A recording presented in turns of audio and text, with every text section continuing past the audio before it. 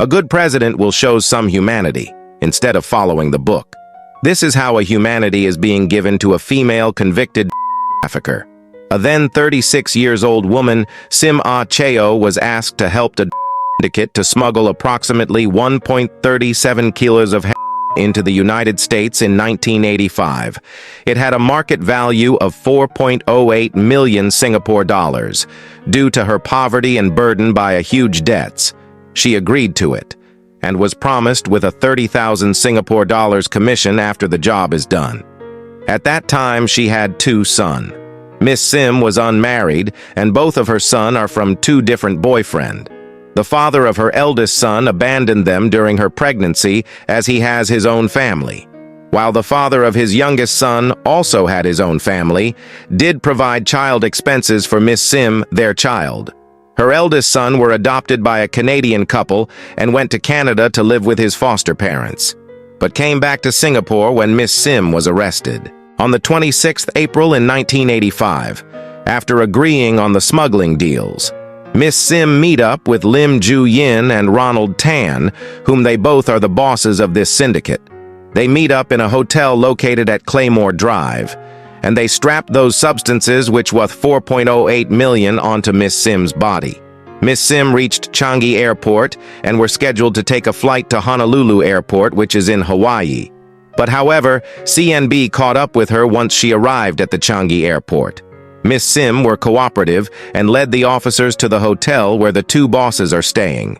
The trio were charged to court, and for several offenses, more than 15 grams of were found, and therefore they will be facing the mandatory death penalty.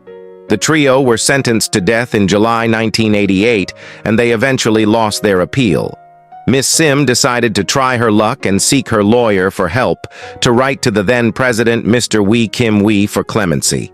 Surprisingly, on the 25th March in 1992, her clemency were granted, and her death sentence will be commuted to life imprisonment instead.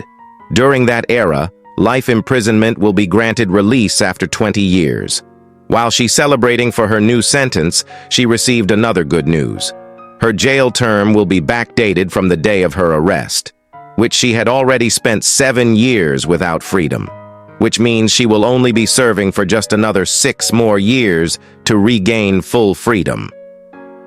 The 2 men were hanged on the 3rd of April in 1992, but unfortunately in late 1993, she was diagnosed with cervical cancer while she was still serving. Her conditions worsened in 1995 and were told that she had at most 1 year left. She wrote to the People's President, Mr. Ong Teng Cheong, to request for an early release, so she could spend more time with her loved ones. Surprisingly, Mr. Ong approved, and she was released on 19th March in 1995.